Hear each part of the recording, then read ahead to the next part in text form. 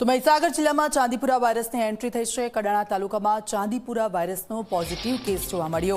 આકલિયા ગામની બાળકીનું વડોદરામાં સારવાર દરમિયાન મોત થયું હતું। 7 વર્ષીય બાળકી હિરલ ડામોરનું ચાંદીપુરાથી મોત થયું છે।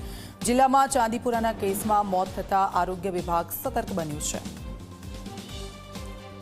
સંવાદદાતા ભદ્રપાલ અમારી સાથે ફોનલાઈન પર જોડાઈ ગયા છે। ભદ્રપાલ, ચાંદીપુરા વાયરસ અને અલગ અલગ જિલ્લાઓમાંથી જે કેસો સામે આવ્યા છે તે ચિંતાજનક છે। હવે એક બાળકીનું મોત પછી તંત્ર તરફથી શું કામગીરી?